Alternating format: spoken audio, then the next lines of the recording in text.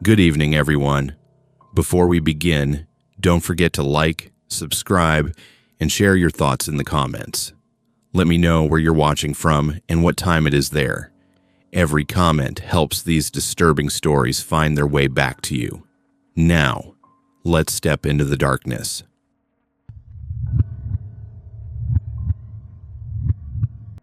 I hadn't been back to my hometown in over 15 years.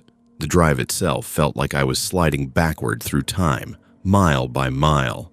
The road narrowed, the trees got taller, and every landmark I passed seemed smaller than I remembered. Childhood memories clung to the corners of every intersection. The corner store that used to sell penny candy now boarded up. The old movie theater sign rusted and leaning. The high school football field, grass grown long and uneven. It was like the town had been abandoned, left to rot under its own silence. I pulled into the gas station on the edge of town, the same one my mom used to take me to for slushies in the summer. The place hadn't aged gracefully. The lights above the pumps buzzed like hornets, flickering every few seconds. The windows were so caked in grime you could barely see through them, and a stray dog limped across the lot like it had been there its whole life. I was filling my tank when I heard it. Eli Mercer. The name hit me like a brick to the chest. No one had called me that since high school. I turned, and for a moment, I thought my eyes were playing tricks on me. Standing by the ice machine, grinning like we'd just left off yesterday, was Nathan Cole, my best friend from middle school. The same messy brown hair sticking out from under his faded Red Sox cap, the same scar across his cheek from when he wiped out on his bike, the same lopsided grin that used to get us both out of trouble. But it wasn't just resemblance, it was him, exactly as he'd been at 15, not older, not a day. "Nate," I said, my voice catching. His grin widened like sunlight. "Man, I can't believe it. Look at you." I froze where I stood. My hands were slick with sweat, even though the October air was crisp. He came closer, pulled me into a hug. His skin was wrong. Not warm, not cool. Cold, like basement air after the furnace breaks. Still, nostalgia has a way of smothering logic. My mouth moved before my brain caught up. "What are you doing here?" It's been forever. "Never really left," he said simply. We stood there, talking like it was no big deal, while my stomach twisted itself in knots. His voice was the same, his expressions were the same, but his eyes didn't blink right. Too slow, too long between blinks, like someone pretending to mimic human habits. Then he said the words that sealed it. "Come by the house. We got a lot to talk about. It'll be just like old times." And against my better judgment, I followed him. He drove an old beat-up Ford, and I trailed behind in my car, headlights bouncing off trees I didn't recognize. The road he led me down wasn't one I remembered. In fact, I was sure it didn't exist back then. It narrowed into a tunnel of trees so thick it felt like we were driving into the wood's throat. At the end of it stood his house, or what was left of it. The roof sagged like broken wings, paint peeled in curling sheets. The porch bowed inward, each board creaking under his boots as he led me up. The windows were black, like nothing inside wanted to be seen. Inside, it was worse. The smell hit me first. Damp wood, mildew, and something metallic, like rusted pipes. The air clung to my skin, heavy and wet. The living room had one couch, the fabric sunken and stained, and a broken lamp in the corner that flickered, but never really gave off light. No pictures, no TV, no books, no sign anyone lived here, except Nathan. We sat, and he launched into stories like no time had passed. The Halloween we broke into the cemetery. The night at the quarry when we swore we saw someone watching us from the tracks. The 7th grade baseball game where I missed the catch and he took the blame. The way he told them, it was too exact. Not just memories, details, words. Like he'd been replaying the moments for years, waiting for me to come back. I forced a laugh, tried to ignore the unease gnawing at me.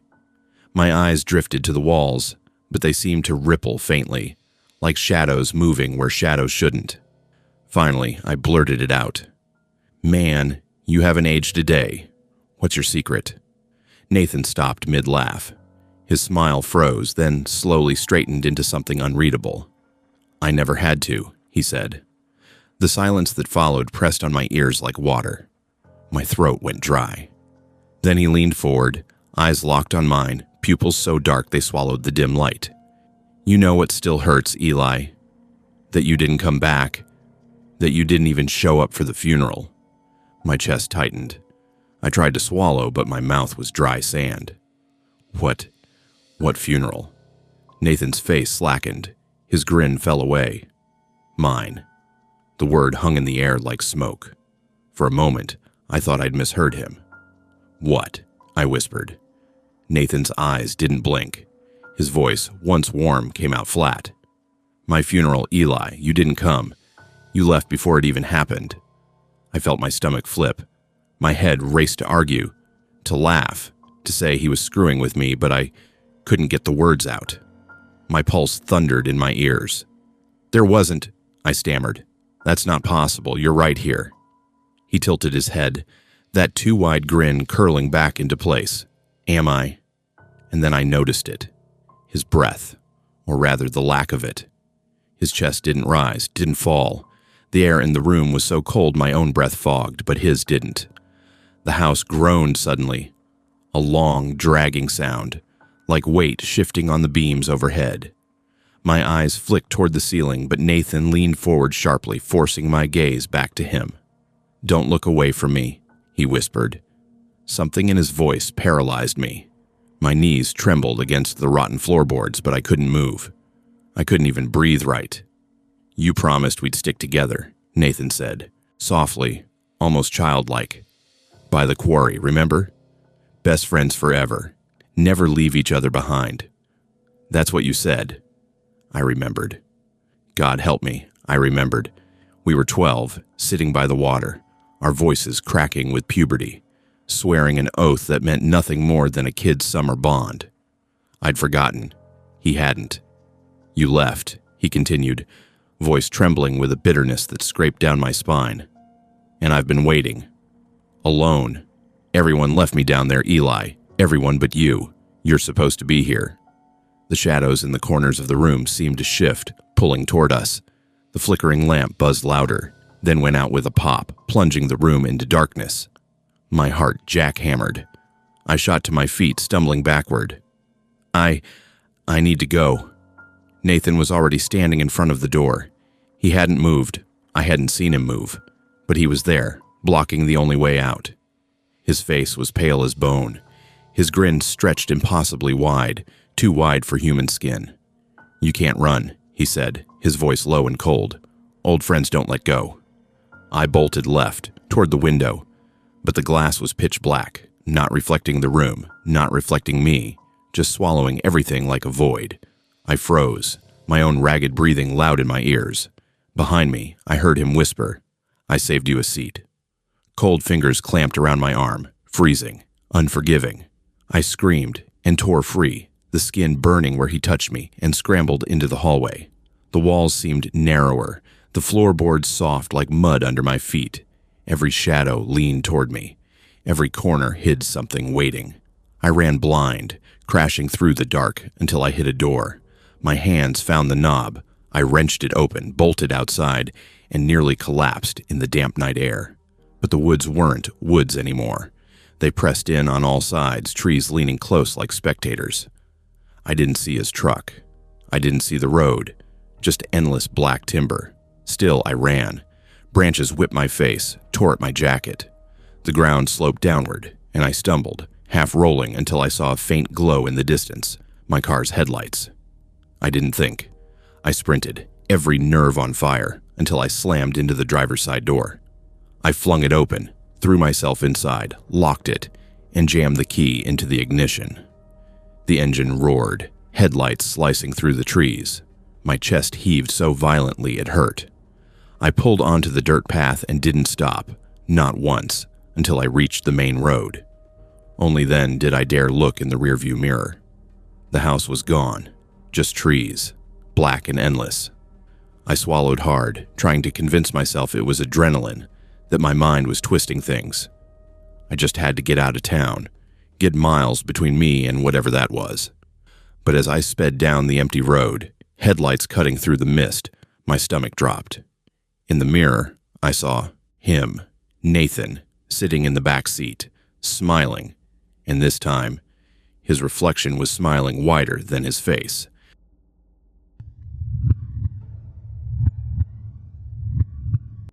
I hadn't seen most of them in over a decade. When the group chat pinged alive one night, I almost ignored it. The last time I talked to anyone from college, it was half-hearted likes on social media posts. But the message was different this time. Marcus, of all people, had invited us to a weekend reunion at a cabin in the Adirondacks. Marcus had always been the glue, the kind of guy who made friends with everyone, the one who hosted parties, who dragged us to late-night diners, who kept us orbiting even when classes and relationships pulled us in different directions. Back then, I thought he was unshakable, so when he sent out the invite, I caved. Some part of me wanted to feel 20 again. The drive was long. The deeper I went into the mountains, the narrower the roads became. 2 lanes cutting through endless forest. My headlights the only thing keeping the dark at bay. By the time I pulled up to the cabin, the sky was black. The stars scattered sharp across it. The cabin looked bigger than I expected. A wide porch, 3 floors, light spilling from the windows. A fire already crackled inside. For a second, I thought maybe Marcus had beaten me there. When I walked in, though, it was Kayla who greeted me first. She looked almost the same, just older around the eyes. "Eli," she said, pulling me into a hug. "God, it's been forever." Trevor came next, still tall, still cocky, still wearing a backwards cap like time hadn't moved. He clapped me on the shoulder so hard it made my teeth rattle. Jonah and Lisa were in the kitchen uncorking wine, laughing in that awkward, too loud way people do when they don't know how to act around each other anymore. It was weird. Familiar faces, but not familiar people. "Where's Marcus?" I asked, dropping my bag by the couch. Lisa shrugged. He texted he'd be late, said to go ahead and start without him. That bothered me more than I admitted. Marcus, late to his own reunion, it didn't fit, but the smell of garlic bread hit my nose. The wine was already pouring, and it was easier to sink into the night than dwell on it. Dinner was good, but stiff. We tried to slip back into old rhythms, but the years had left gaps too wide to ignore. Conversations hit dead ends. Laughter came too quick, too forced. It felt like we were all acting like the version of ourselves we thought everyone remembered, not who we actually were now. Afterward, we sat in the living room around the fireplace. The flames danced, throwing shadows across the walls. Outside the windows, only black forest pressed in. That's when I heard it. A creak on the porch, slow, deliberate, like a footstep. I glanced at the door, but no one else seemed to notice. Then the window rattled softly, as if a hand had brushed across it. Trevor cracked a joke about raccoons, but Lisa's laugh didn't reach her eyes. I caught her staring at the glass, her wine glass, trembling just slightly in her hand. Later, when the fire had burned lower, Kayla leaned forward, frowning. I just realized something. How did Marcus even get my number? We all went quiet. "Yeah," Jonah said slowly. "He didn't have mine either. I barely talked to him after graduation." Lisa shook her head. "No, same here." My mouth went dry. I stared into the flames, trying to make sense of it. But it was his name on the chat. He invited us. Who else would it be? Kayla's voice dropped. Then how did he know how to reach us? The silence that followed was suffocating. Jonah shifted suddenly, eyes locked on the window. His face went pale. "What?" I asked, my chest tightening. He swallowed hard. "I just saw him. Marcus, standing outside."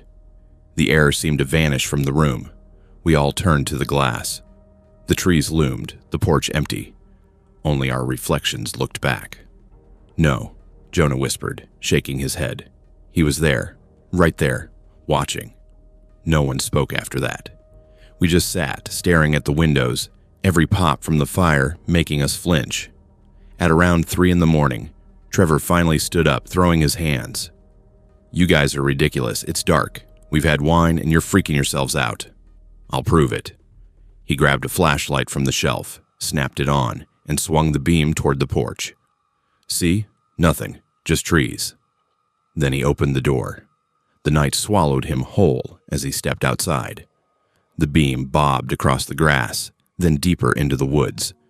We stood at the threshold, watching.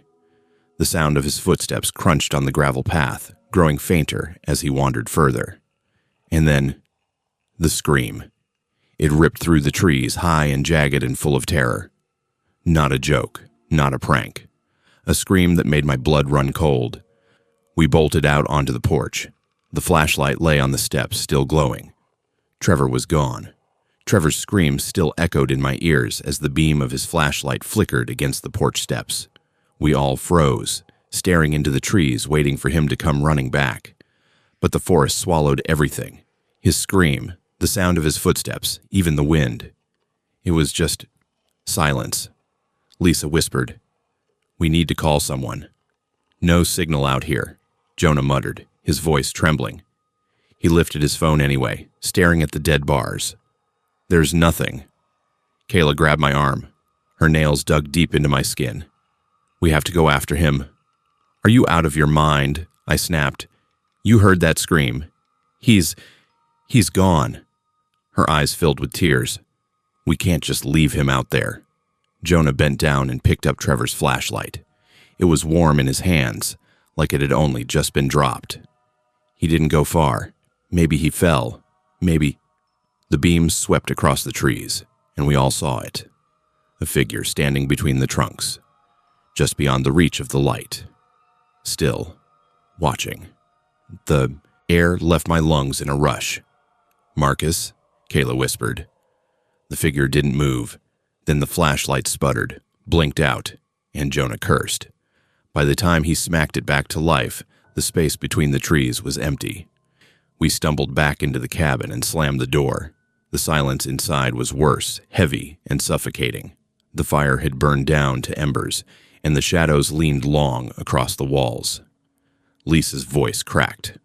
"Why would Marcus invite us here? Why now? Why like this?" I didn't answer, because I was thinking the same thing. Jonah, pale and shaking, pulled the group chat back up on his phone. "Look, this is the message." He held the screen out, only it wasn't. The name at the top didn't say Marcus anymore. It was just a number, a string of digits none of us recognized. And the most recent message hadn't been sent by any of us. It had appeared 30 seconds ago. "One down." Kayla gasped and dropped the phone. The cabin seemed to shudder, a low creak running through the beams. The doorknob rattled once, twice, slowly turning, though the deadbolt was still in place. Jonah stumbled back.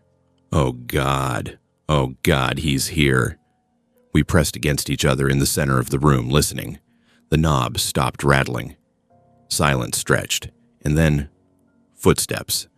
Inside, coming from upstairs. My blood turned to ice. We hadn't gone up there. No one had. The sound was heavy, deliberate, like boots moving across old wood. Lisa started to sob. Kayla clamped a hand over her mouth, eyes locked on the staircase. The steps grew louder, closer, until they stopped right at the top of the stairs. We waited, holding our breath. Then a man's voice drifted down, soft, almost sing-song. "You left me behind." It was Marcus, but it wasn't. When he stepped into view, I almost screamed. His face was pale, slack, as if half frozen. His eyes were clouded, milky. His jaw worked too slow, like a puppet trying to remember how to speak. He was wearing the same jacket I'd last seen him in senior year. Torn, bloodied. "I brought you back," he rasped. "All of you, just like we promised." Jonah bolted for the door, but before he reached it, Marcus was suddenly at the bottom of the stairs. Too fast. Wrong. He grabbed Jonah by the collar, yanking him back with inhuman strength. Jonah screamed, thrashing, but Marcus leaned close, his voice calm, almost gentle. "Two down." The lights went out. Chaos erupted, shrieks, stumbling in the dark, the sound of wood splitting under force.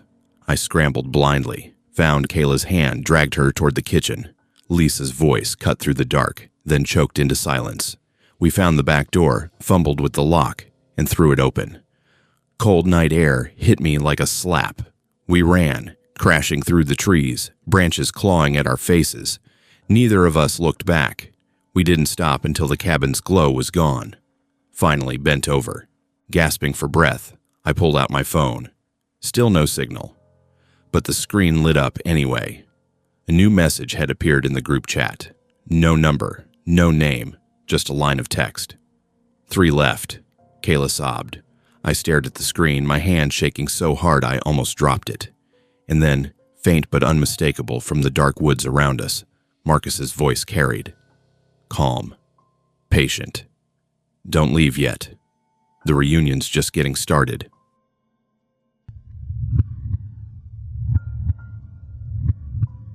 Work trips always left me restless.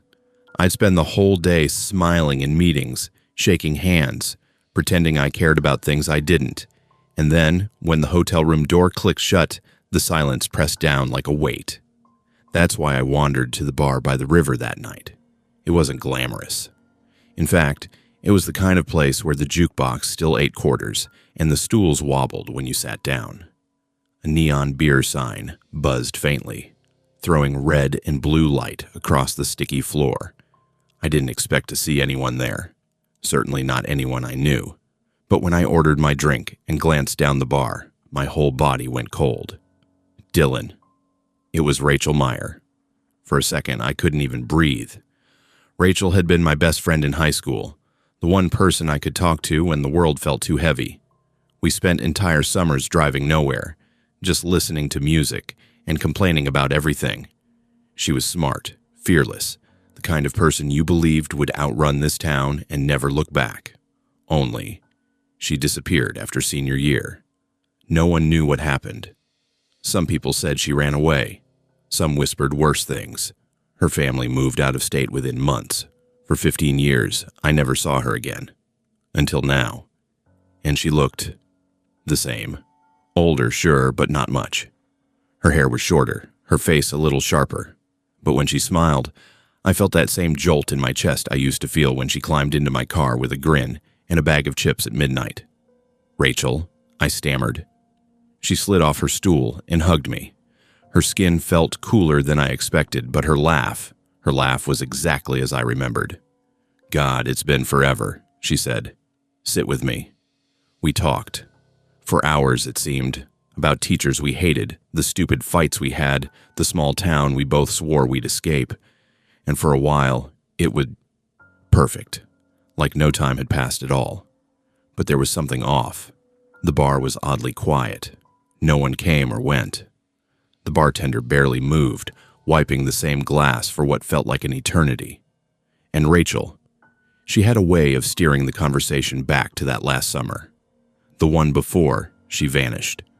Finally, she leaned closer, her green eyes glinting in the neon light. Do you ever think about that night? I froze. There were a lot of nights she could have meant, but I knew instantly which one. The party at Lucas's house. She asked me for a ride home. I told her no, I was too drunk, too wrapped up in my own ego, too busy trying to impress people I don't even remember now. She left with someone else, and I never saw her again. I swallowed hard. I try not to, I admitted. Her smile faltered. I think about it all the time. The words sent a chill crawling up my spine. Rachel's voice softened, almost tender. That was the night I died, Dylan. My glass slipped in my hand. What? Her face didn't change. Her tone didn't waver. I never made it home. You know that, don't you? I shook my head. No. No, you're here. You're alive. You're right here with me. She reached across the table, taking my hand in hers. Her grip was icy, damp, like water seeping from stone. You left me, she whispered. And I've been waiting. The lights above us flickered. The jukebox stuttered to silence. I glanced around and realized the bar was empty. The bartender was gone. The other patrons were gone. It was just me and Rachel. Her grip tightened until my knuckles popped. Her eyes gleamed wide and unblinking. "Let's go for a walk," she murmured. "By the river." Rachel's grip didn't loosen as she pulled me from the stool. Her skin was clammy, her fingers cold as stone. My heart hammered, but my body moved anyway, like I'd been waiting 15 years to follow her again. The bar door creaked open, and the night swallowed us. The river was only a block away, a black stretch of water reflecting weak orange light from the lamps along the path. The air smelled sharp, metallic, damp. Rachel didn't say a word as she led me down the embankment. The closer we got, the quieter the city seemed to become. Cars vanished, footsteps faded. It was just the two of us, the whisper of the river against the rocks. Finally, she stopped. The lamplight caught her face, and I flinched. She was crying, but the tears weren't clear. They were black, streaking down her cheeks like ink. "You were supposed to take me home," she said softly. "You promised." My throat closed. "Rachel, I was drunk. I was stupid. I didn't know." Her eyes snapped to mine. "But you remember every detail, don't you?" And I did. God help me, I did. The party lights, her voice asking me just one more time, the way I waved her off, laughing like it was nothing. Every second was carved into my brain. I tried to speak, but she was already stepping closer until her face was inches from mine. Her breath smelled like river water and rust. "I walked," she whispered. "I walked down this path. I thought it was safe. I thought I'd make it home." My chest heaved. "Rachel, please." I didn't make it. The lamplight above us flickered, and for the first time I saw what she'd been hiding. Her neck, the bruises, deep dark fingerprints circling her throat like a necklace burned into her skin. Her voice cracked. He grabbed me before I got to the bridge, dragged me down the embankment. I screamed, "But you weren't there. You could have been. You should have been." Tears stung my eyes. "I didn't know. Rachel, I swear I didn't know." Her hands rose and wrapped around my wrists, pinning them to my sides. The grip was iron, cold, and merciless. "You left me," she hissed. "And I stayed." She shoved me backward, and I hit the ground hard. The dirt was wet beneath me, slick with mud. My eyes darted around, and for a moment, I swore I saw movement in the shadows. Hands reaching up from the riverbank, pale arms clawing at the soil. I scrambled to my feet, but Rachel was already towering over me, her shadow stretching unnaturally long across the path. Her voice fractured, like two voices speaking at once. "I've been waiting for you, Dylan, all these years. And now, you'll stay with me." I bolted. My legs churned through the mud, lungs screaming, as I tore back up the embankment toward the empty streets. I didn't look back. Couldn't. Every instinct told me if I saw her face again, I'd never escape. When I finally stumbled back into the bar's parking lot, I collapsed against my car, fumbling for my keys with trembling hands. My reflection in the window stopped me cold. Rachel was standing behind me. Her lips moved. I didn't hear the words, but I read them. Never again. The next thing I knew, I was waking up in my hotel bed, clothes damp, mud streaked up my legs. The clock read 7 a.m. My phone buzzed with work emails, as if nothing had happened. I told myself it was a nightmare, stress, guilt twisting my mind. But when I went to the mirror to splash water on my face, I saw the marks. Bruises. Dark, finger-shaped, ringing my wrists exactly where she had grabbed me. And on the nightstand, where I'd left nothing but my phone, sat a river stone. Smooth, cold, damp.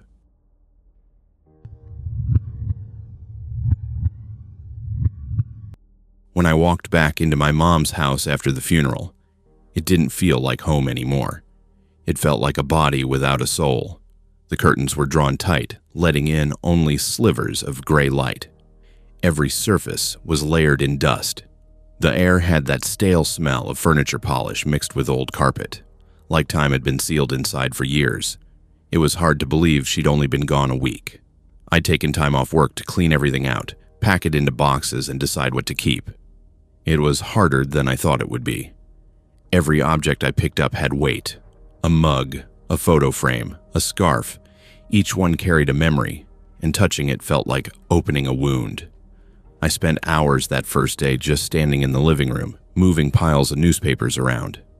The TV remote sat crooked on the arm of the couch, still wrapped in tape from when she dropped it one too many times.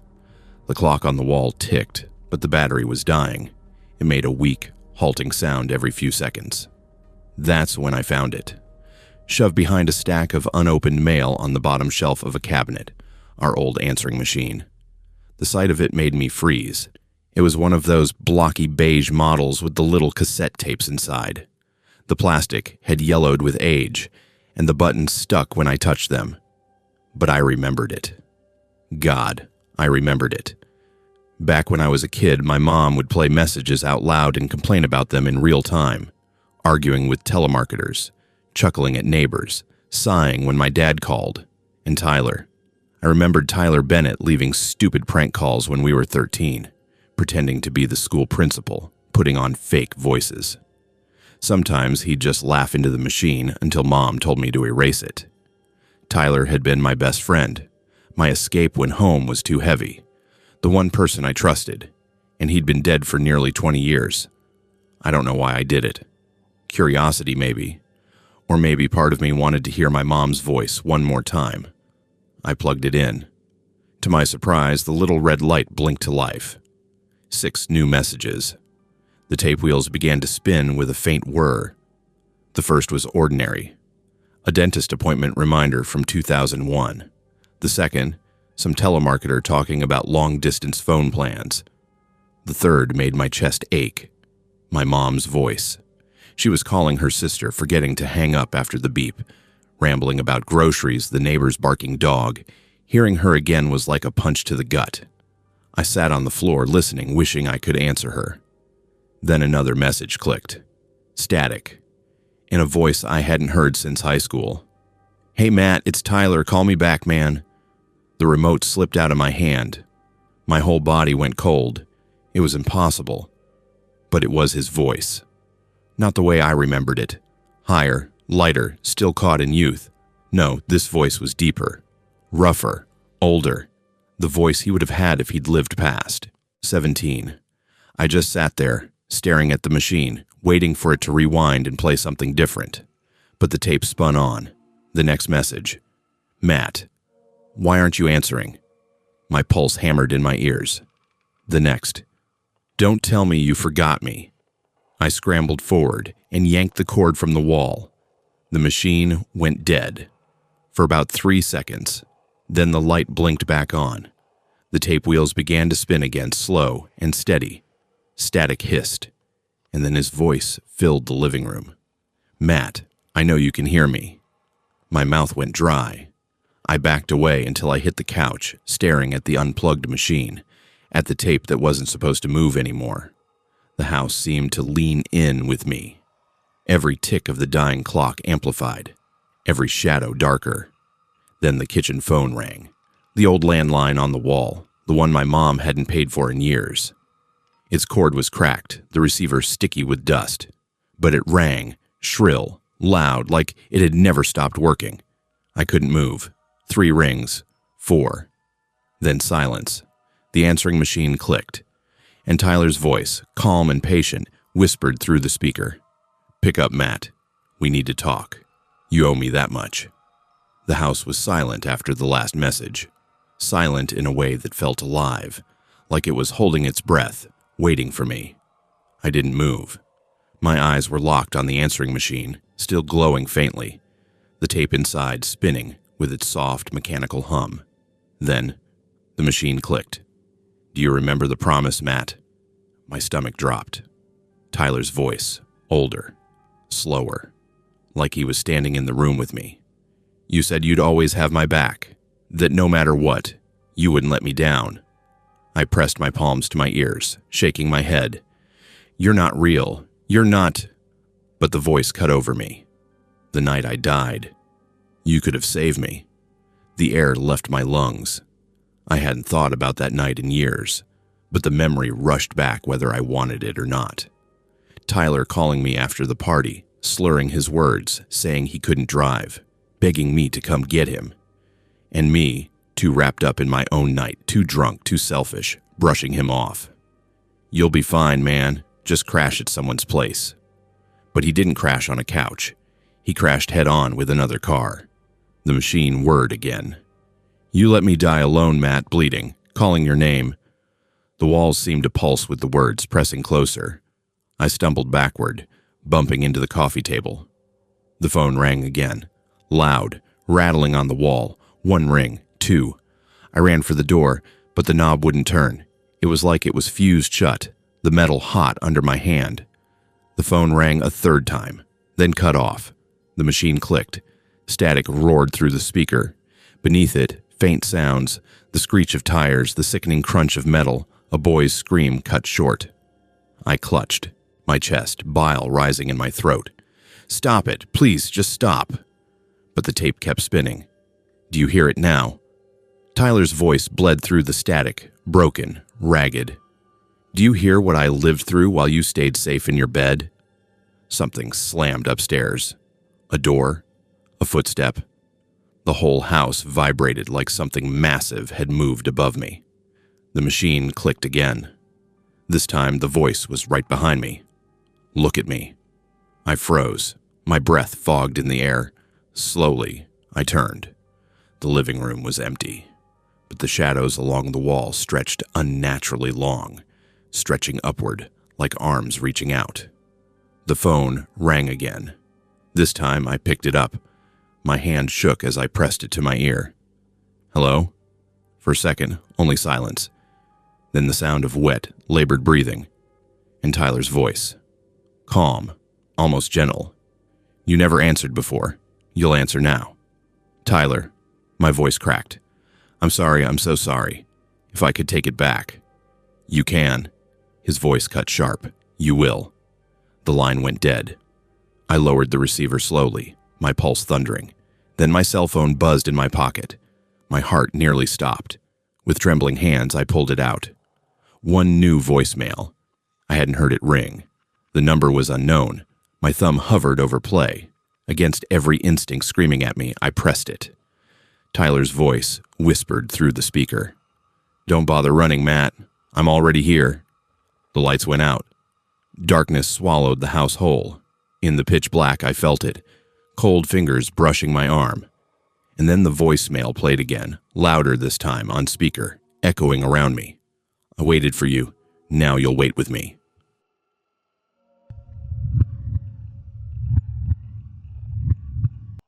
The drive should have only taken 6 hours, but by the time I saw the glowing red vacancy sign, I felt like I'd been on the road a lifetime. The interstate stretched behind me like a black ribbon, empty, but for the occasional truck rumbling past. I was exhausted, jittery from too much gas station coffee, and my eyes burned from staring at the lines on the pavement. When the sign flickered into view, it felt like a lifeline. An old roadside hotel, 3 stories tall, its paint faded to gray, and its neon letters buzzing faintly against the night. I pulled in, gravel crunching under my tires, and sat in the car for a moment, staring.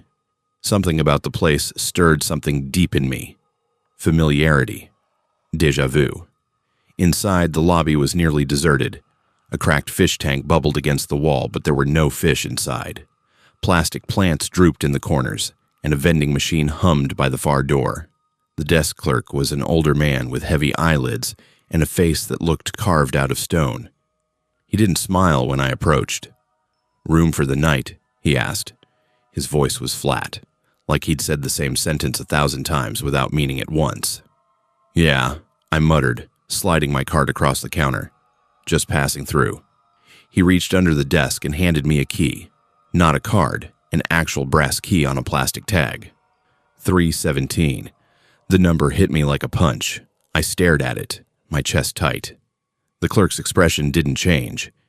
If he noticed my reaction, he didn't mention it. Room 317. 15 years ago, that was the exact room me and Eric Lawson had booked. Our first stop on the road trip we'd been planning for months.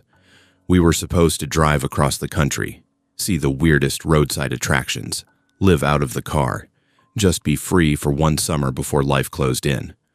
But I bailed. Work. Excuses. Fear. Whatever reason I gave him, it doesn't matter now. I didn't show. And Eric never made it past that first night. The police called it an accident. He slipped in the shower, hit his head.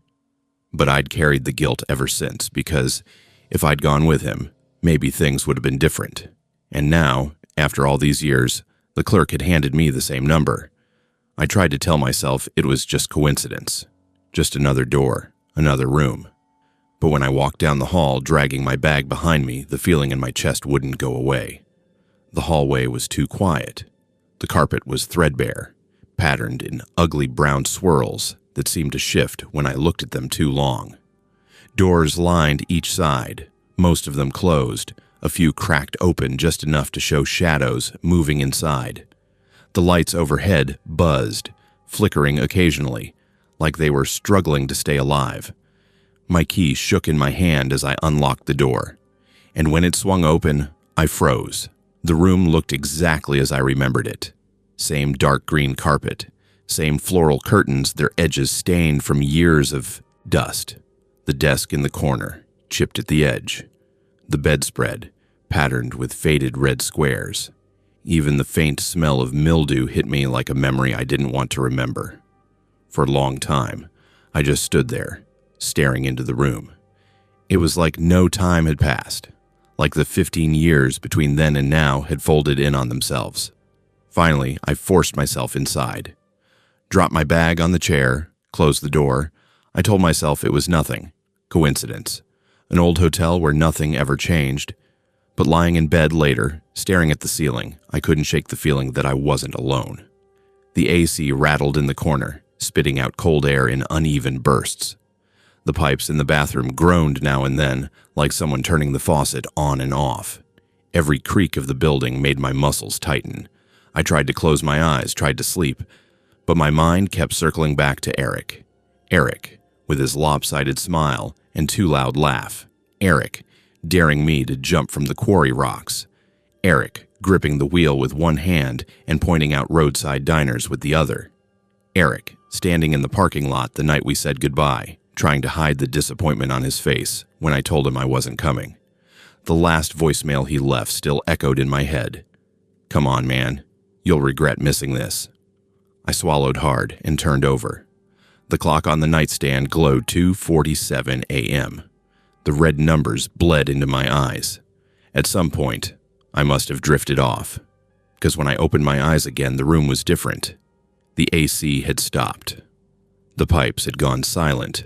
The hum of the building had vanished. And in the chair by the desk, someone was sitting. I knew the shape before my eyes fully adjusted. The slouched posture, the broad shoulders, the messy hair falling into his eyes. Eric Lawson, older, changed, like he'd lived the 15 years I hadn't shared with him.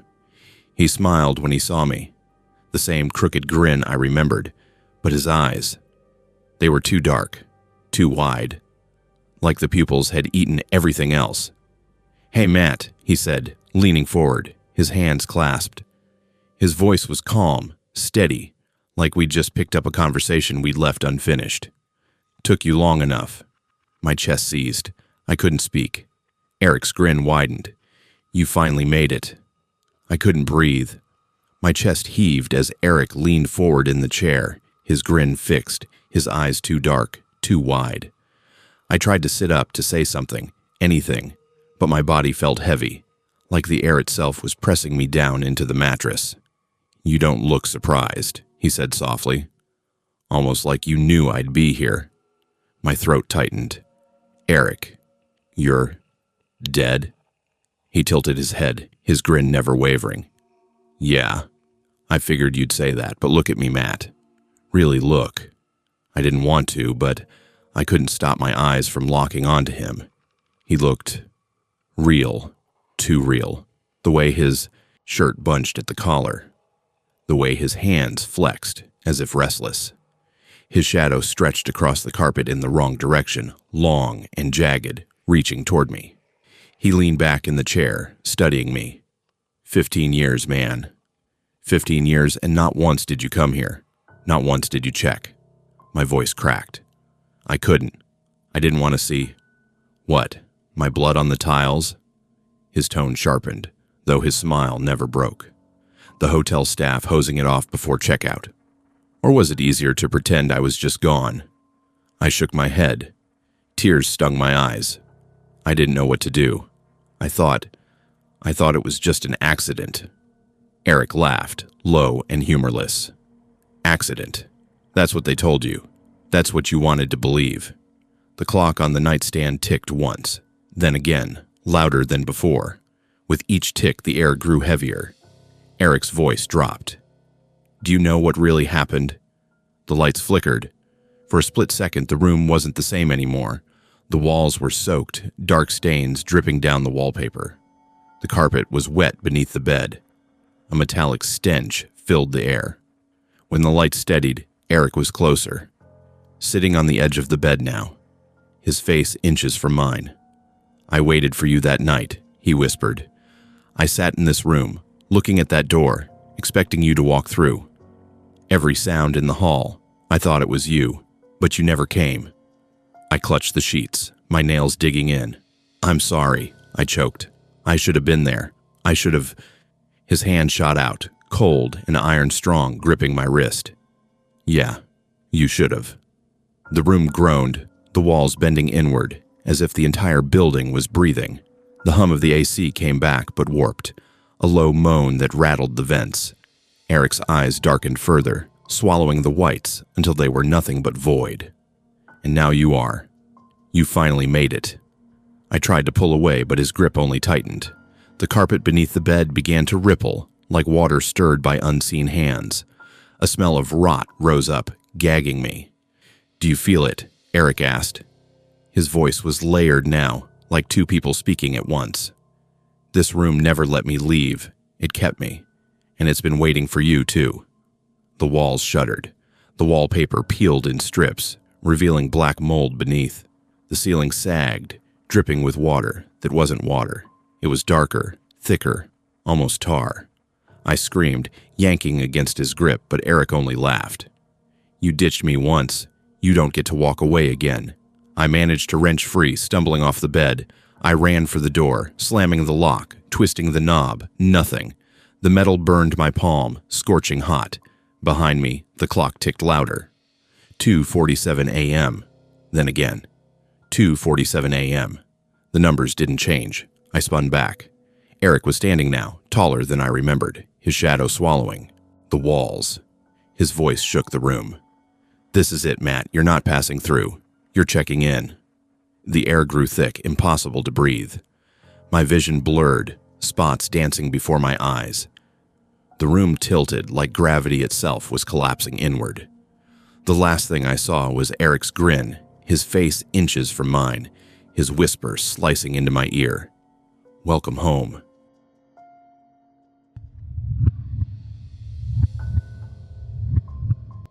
I don't know if anyone else remembers the stupid promises they made as kids, but I do. And the one I made with Gideon Cross has followed me every day of my life. We grew up in the same nowhere town in upstate New York. Summers meant endless forests, creeks filled with tadpoles, and nights sneaking out long after the streetlights shut off. Gideon was different. Quiet most of the time, but when he did speak, you listened. He had this strange way of making everything sound important. When we were 14, we found the old church ruins. They sat at the end of a forgotten trail, nothing but blackened beams and a crumbled stone foundation. Local kids whispered about it being cursed, burned down after a pastor went insane. But to us, it was just a place no one else dared go. That made it ours. We carved our initials into the stone, hid packs of cigarettes there. Sometimes we lit little campfires and dared each other to stay until the flames burned out. One night, Gideon said we should make a pact. Whatever happens, he whispered, his voice steady even though the night was filled with owl calls and the scuttling of raccoons. We come back here in 20 years, no matter what. If we're married, if we've moved away, even if we hate each other, we come back, right here, midnight. I laughed, said it was stupid. But Gideon didn't. He pulled out his pocket knife, flicked the blade open, and dragged it across his palm. Blood welled up in the moonlight. My laughter died. "Swear it," he said, and like an idiot I did. Cut my own palm, pressed it to his. The blood mixed, sticky and warm. We swore it in blood. The very next morning I regretted it, but Gideon never did. 3 years later he vanished, walked out of his house one night and never came back. No body, no clues, nothing. The police dragged the river, the woods, even questioned his parents for months. Eventually they stopped searching. His family moved. But me, I never forgot that pact. I just tried to bury it. Until last week. I was driving home late, rain pounding the windshield when I saw him, standing on the sidewalk, drenched, staring right at me. For a split second, I swore it was Gideon, only older, the way he'd look now in his 30s. His hair longer, jaw sharper, eyes glinting under the streetlight. His clothes were soaked, clinging to him, streaked dark at the cuffs like he'd been crawling through mud. I slammed the brakes. My tires squealed, heart hammering, but by the time I looked back, he was gone. I told myself it was exhaustion, a trick of the rain. But 2 nights later, an envelope slid under my apartment door. No stamp, no return address, just my name, scrawled across the front. Inside was a single scrap of paper. 20 years, the pact, the ruins, midnight. I nearly dropped it. My blood ran cold. Every instinct screamed at me to burn it, ignore it, move on. But against all logic, I couldn't. The words felt heavy, binding. So I drove. The woods were just as I remembered them. The trail was half overgrown, branches scratching my arms as I forced my way through. My flashlight beam cut through sheets of rain. The deeper I went, the more wrong it felt. Like the trees were leaning closer, their trunks too tightly packed, their roots twisting across the path like they wanted to trip me. By the time I reached the clearing, my legs were shaking. The ruins stood exactly as they had 20 years ago. Stone walls crumbling, the earth inside slick with moss. Our carved initials still scarred the wall, though weathered by time. And Gideon was standing there, waiting. He looked older, yes, but not like a man who had lived, more like a corpse that had refused to decay. His eyes locked on mine, and for a moment I couldn't breathe. When he smiled, my stomach turned. "You came," he rasped, his voice low and steady, like he'd been practicing the words. "I knew you would." I froze, every muscle screaming to run, but my feet wouldn't move. Gideon stretched out his hand. His palm bore the same scar from our pact, but it looked fresh, like it had been carved only hours ago. "You swore in blood," he whispered. "And tonight, it's time to keep it." The rain fell harder, rattling through the ruins like it was trying to drown out Gideon's words, but his voice cut through it, sharp and steady. "You swore in blood," he repeated, holding out his hand. "Now you pay it back." I shook my head, stumbling back a step. "You're not real. You—" He stepped closer.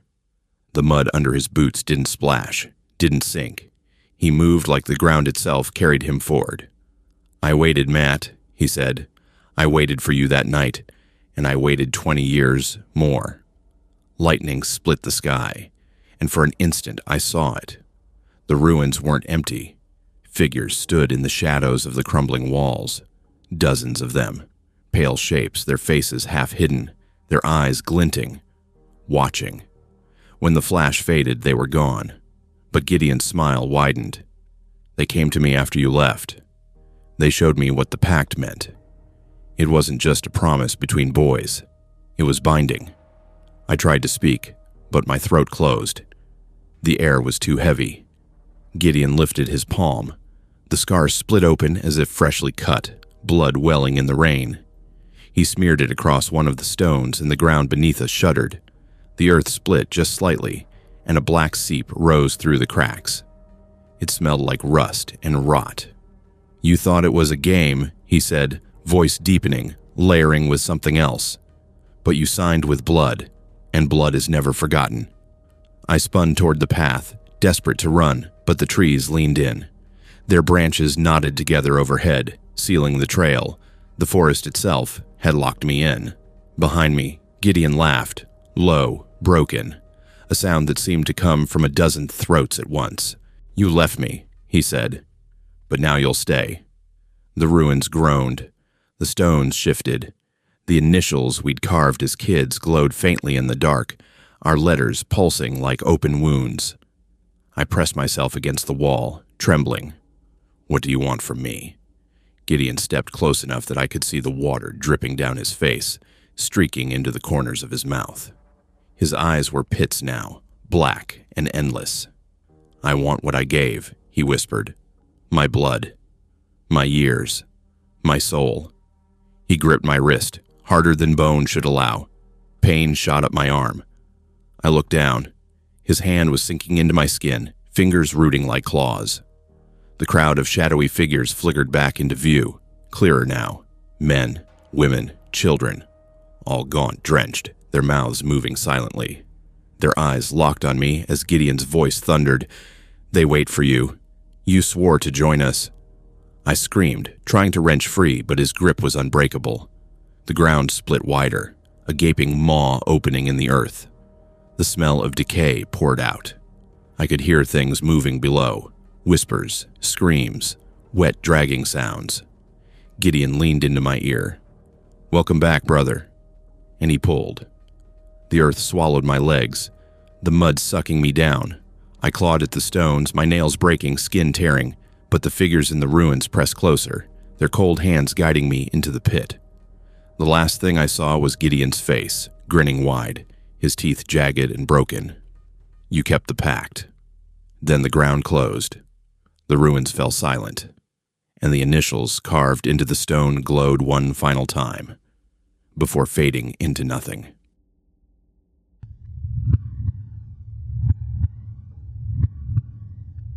Some old friends fade away quietly. You lose touch, you move on, and one day you realize you haven't said their name in years. Others, they never really leave, even when they should. For me, that was Jonah Hale. Jonah wasn't just my best friend. He was practically family. My earliest memory is of him banging on my bedroom window with a plastic sword, yelling for me to get up and fight the dragon. I was 5. He was 6. My mom laughed and let him in through the back door. That was Jonah. He didn't knock. He didn't ask. He just appeared in your life and refused to leave until you were laughing. We grew up across the street from each other, and from that day on, we were inseparable. School, baseball, bike rides through the cul-de-sac, staying up until 3 a.m. on sleepovers to scare each other with ghost stories. People used to joke we were brothers, and in a way, it felt true. Jonah's home life was different. His parents were strict, cold. He hated going home at night, always dragging his feet when it was time to leave my house. By the time we were teenagers, he practically lived with us. My mom used to set an extra plate at dinner automatically, no questions asked. He called her Ma sometimes, without even thinking. When we turned 16, Jonah got his license first.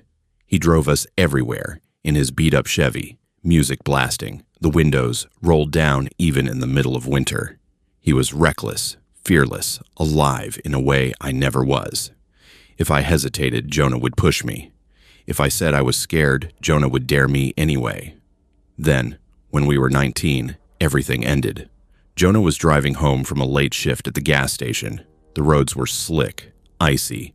His car swerved off the highway and hit a tree. They said it was quick, that he didn't suffer. But I never believed that. Not after seeing the wreck. Not after hearing the way my mom sobbed when she got the call. At his funeral, I couldn't stop staring at the framed photo they'd propped against the coffin. Jonah grinning in a baseball jersey, his arm slung around me. It didn't feel real that he was gone. It still doesn't. I remember thinking it was like half of me had been buried with him. Years passed. I went to college, got married, started a family. Jonah's name came up less and less, but there were still nights I'd dream of him. Nights when I'd wake up thinking I heard him banging on my window again, laughing and shouting my name. Then last month, I saw him. I was picking up my daughter from daycare. She was 3, bubbly, always running into my arms with squeals of joy. That day, though, she didn't. She was talking to someone crouched by the playground fence. A man. At first, I thought it was another parent, maybe someone waiting for their kid.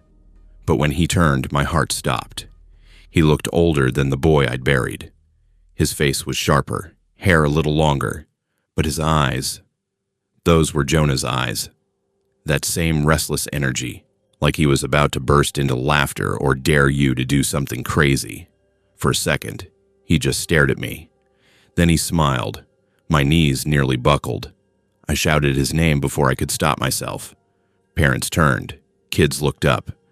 But by the time I pushed through the gate, the man was gone. My daughter came running, arms up, babbling about how, "Daddy, the funny man told me a story about dragons." My blood turned to ice. That night, I didn't tell my wife. How could I? How could I explain that I thought I'd seen my dead best friend chatting with our toddler by the fence, like no time had passed? I told myself it was stress. Too many long nights, not enough sleep. I had a big presentation at work. My mind was frayed. That had to be it. Until 2 days later. I was in the kitchen, half asleep over my coffee when my wife walked in casually and said, "You know, your friend Jonah stopped by today." I almost dropped the mug. "What did you say?" She looked confused, pouring herself tea. "Tall guy, dark hair. Said he used to live across the street from you. He asked about you, said he might swing back later. I figured you told him where we live." My stomach flipped. What exactly did he say?" She shrugged. "Just asked if you were around. He seemed nice. A little, I don't know, intense." "Why?" "You didn't tell me he was visiting." I couldn't speak. My mouth had gone dry. Jonah was dead. I'd gone to his funeral. I'd seen the casket lowered into the ground, and yet my wife swore she had just spoken to him. That night, I barely slept. Every creak of the house made me sit up in bed.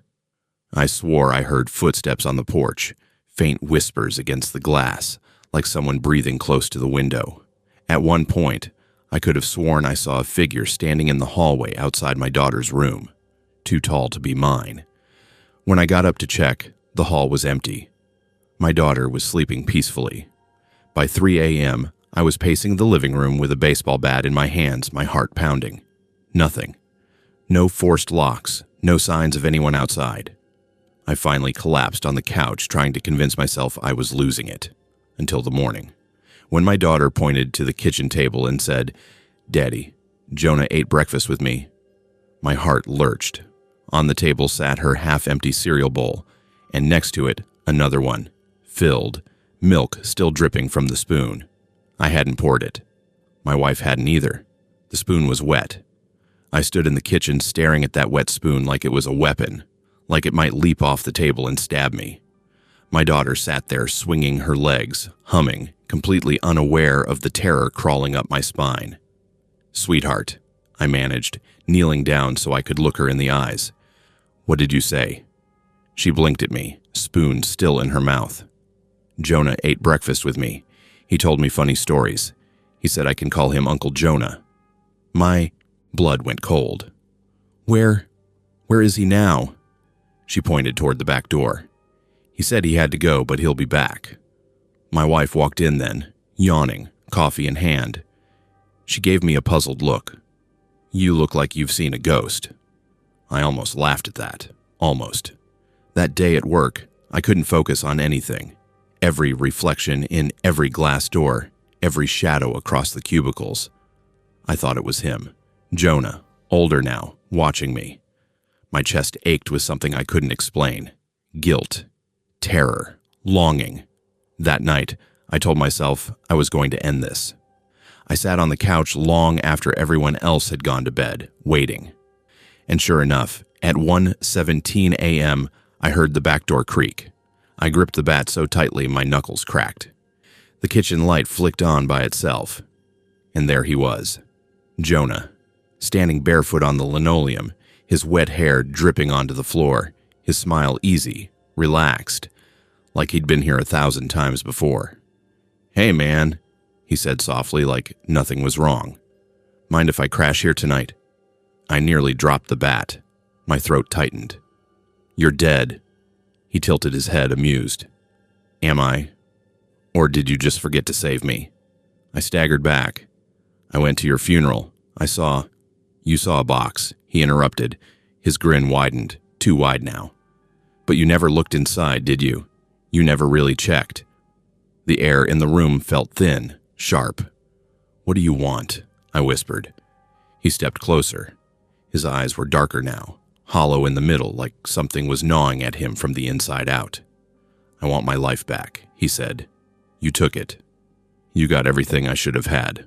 A home, a wife, a daughter who calls you daddy. And what did I get?" My hand shook. "That's not fair. That's not..." His smile faded, and his voice turned to a growl. "Fair. I grew up in your house. Your mom was mine too. We made promises. You swore you'd always have my back, but you let me die alone." I felt tears sting my eyes. "I didn't let you." "Yes, you did." His voice cracked like glass. "And now it's my turn." The house shuddered, every light flickering. Upstairs, my daughter cried out. I bolted for the stairs, but Jonah was faster. Somehow he was already at the top landing, his long shadow spilling down the hallway like ink. "She already likes me," he whispered. "Kids know. They feel it. She called me Uncle Jonah before you even told her my name. She's ready."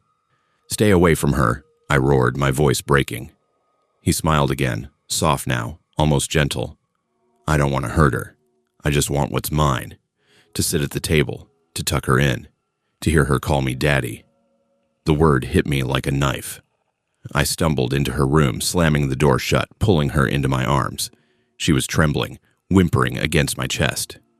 From the other side, Jonah's voice came low, patient. "You can't keep me out forever. You know that. I've been waiting since the day they lowered me into the ground.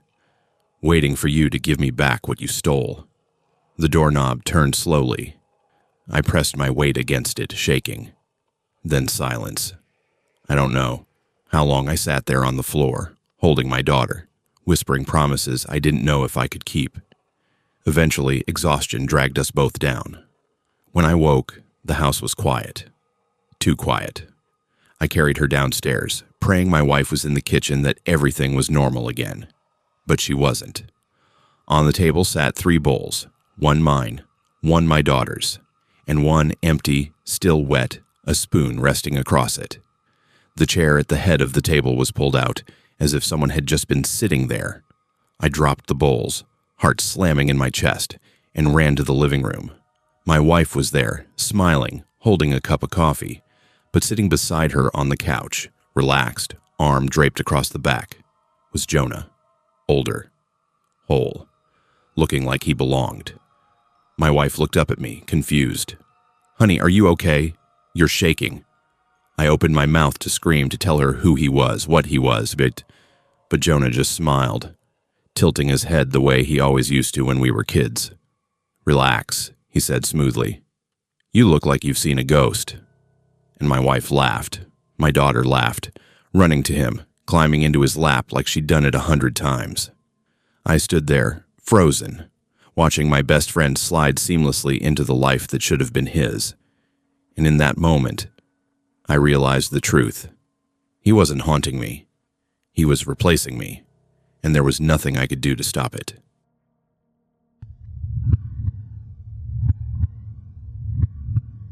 Not every friend is meant to stay in your life forever. Some fade away with time. Others get taken from you too soon. But the worst kind never leave at all. For me, that was Silas Cole. We met in 7th grade the year I moved to town. I was the new kid, shy, awkward, eating lunch alone in the corner of the cafeteria. Silas was the kind of boy who noticed things. He sat down across from me, grinning like we'd already been friends for years, and said, "You look like you need someone to make you less invisible." From that day on, I wasn't invisible anymore, not with him around. Silas had a pull to him. Teachers liked him, girls liked him, parents trusted him. He could talk anyone into anything, and somehow he picked me as his closest friend. We spent summers running through the woods, nights daring each other to sneak out past curfew. He was magnetic, unstoppable, and I was the shadow trailing behind, always struggling to keep up. But as we got older, Silas's dares grew darker. He liked pushing limits, breaking into sheds, stealing from stores, lying with a straight face to adults who never suspected a thing. One night, when we were 16, he dared me to follow him into an abandoned farmhouse on the edge of town. Said people whispered about it being cursed, that no one went in after dark. I told him no. For once in my life, I said no. So he went alone, and he never came back. The police searched for weeks. They found his backpack near the back door, but nothing else. No body, no answers. Just gone. I carried the guilt for years. If I'd gone with him, maybe he wouldn't have vanished. Maybe I could have stopped him. Maybe, but life moved on. I left town, went to college, got married, had a family. I built the kind of steady, ordinary life Silas would have hated. At least, I thought I'd moved on. Until 3 weeks ago, when my phone buzzed with a text. From Silas. You forgot me. But I didn't forget you. The world tilted. My throat went dry. I dropped the phone, my hands shaking so hard I could barely pick it up again. Another text came. You took my life. So I'll take yours. Bit by bit. I barely slept that night. And the next morning, I realized what he meant. My coworker walked right past me at the office, eyes unfocused, as though I weren't even there. Usually he'd joke about football or complain about our boss. That day, it was like I didn't exist. That evening, when I kissed my wife hello, she stiffened, pulling back like I was a stranger. 2 days later, my daughter didn't run into my arms at daycare. She looked right through me and asked her teacher, "Where's my dad?" The teacher frowned at me like I was insane. "Sir, can I help you? Whose child are you here for?" I showed her my driver's license, my phone with pictures of us together. She stepped back nervously and said, "You need to leave before I call security." I stumbled out of there, my chest caving in. By the time I got home, I was half mad with panic. My wife stood in the living room, arms crossed, eyes narrowed. "Who are you?" she asked. I dropped to my knees, begging her to remember, but she backed away like I was a stranger breaking into her home. My phone buzzed again. Almost done. I hurled it against the wall, the screen spiderwebbing with cracks. But it still lit up with one last message. Meet me at the house, midnight. The abandoned farmhouse, the place where he vanished. Against every instinct, I went. The house sagged under the weight of decades, its windows black holes, its roof caved in. My flashlight trembled as I stepped through the doorway. The air smelled of mold and rust, sharp enough to make my stomach turn. The hallway groaned under my feet, and at the far end, in the shadows, someone stood. Tall, pale, older than the boy I lost, but wrong. So very wrong. Silas Cole. His eyes were bottomless, his grin stretched too wide. "You took everything," he rasped. His voice carried down the hall like it belonged to the house itself. "My future, my family, my life. So I took yours." I staggered back, flashlight beam jerking across the warped walls. What did you do?" Silas stepped closer. His body flickered like a bad signal. "I erased you, one name at a time, one memory at a time. Soon no one will even remember you existed." My heart hammered so hard I thought I'd black out. Why me? Why now? His smile split wider, tearing at the corners of his mouth. "Because you were my best friend." Silas stepped into the light, and for the first time in 20 years, I saw his face fully. He was older, yes, but it was a lie of aging. His skin looked stretched, thin as parchment, veins webbing beneath it. His eyes were black pits with something moving behind them, like shadows pressed against glass. "You don't belong here anymore," he said softly. "You're a crack in the picture, a stain on the canvas." I fixed it. My flashlight buzzed, the beam sputtering.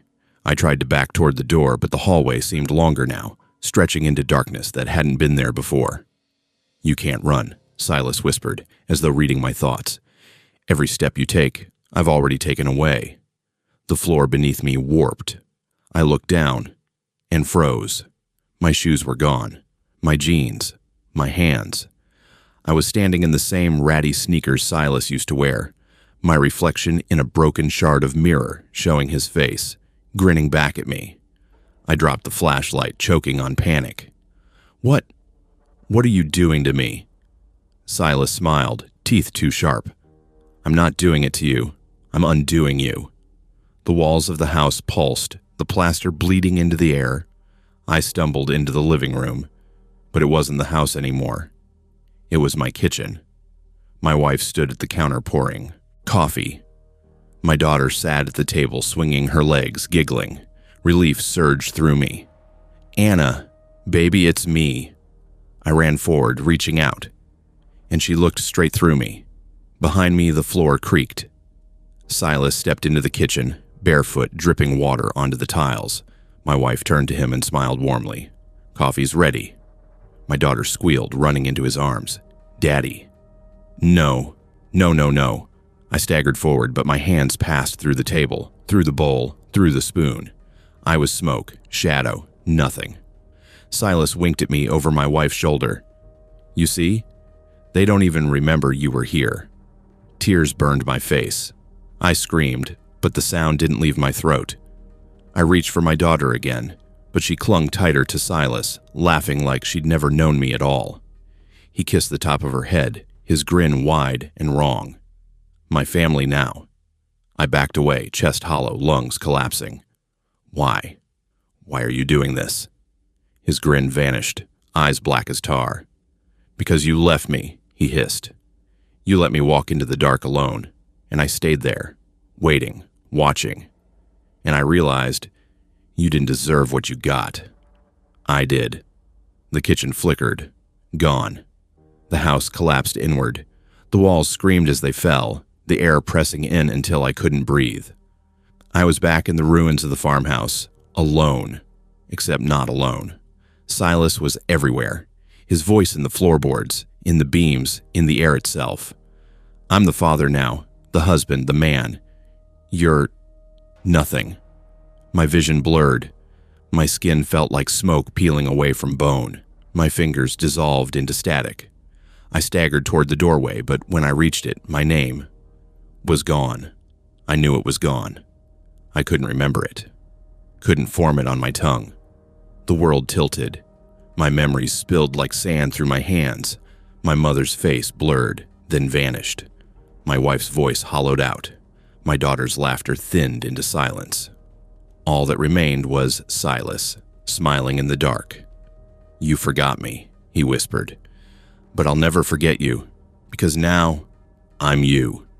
The last thing I saw was his face sliding into mine, filling every empty space I left behind. And then I was gone.